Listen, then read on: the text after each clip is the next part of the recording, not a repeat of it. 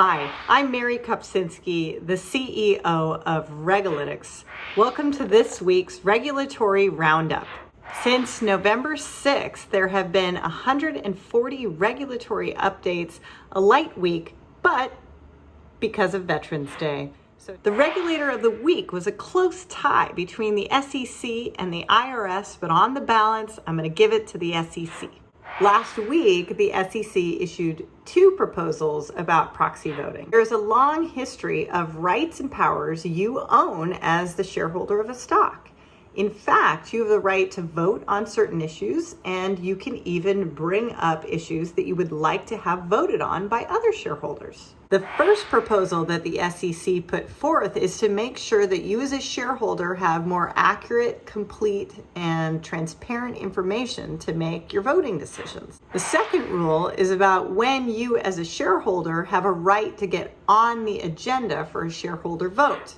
There have been lately a lot of what are called activist shareholders that will buy a small amount of stock and push the company to make a decision or a vote that the company leadership wasn't planning on or didn't even expect.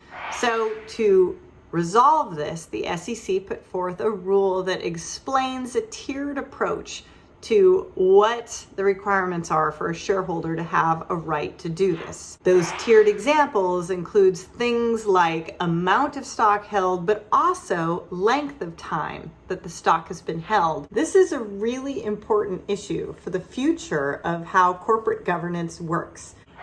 So the runner-up is the IRS, which gets an honorable mention this week because they announced for the tax year 2020 a number of inflation adjustments that actually impacted more than 60 tax provisions. The topic of the week was insurance. Iowa, Connecticut, the SEC, and the IRS all had some commentary around insurance. Iowa fined two people, one for insurance fraud and another for selling insurance fraudulently. Connecticut adopted uniform standards governing life insurance policy. As a part of its 60 updated rules, the IRS also included regulations to calculate distributions to qualified retirement plans, individual retirement accounts, and annuities. And finally, the director of SEC's Investment Management Division gave a keynote speech to the American Law Institute's conference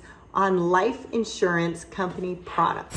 Since it was a short week, there were no hot rules on cannabis or crypto, so I will leave you with the collaboration of the week.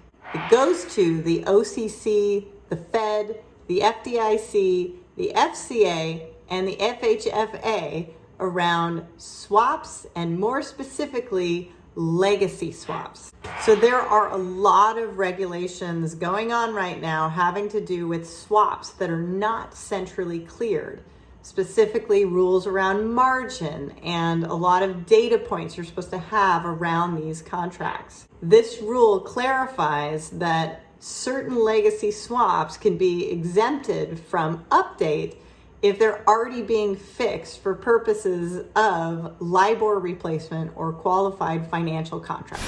So that's it for this week at Regalytics U.S. Alerts. See you next week on Wednesday morning.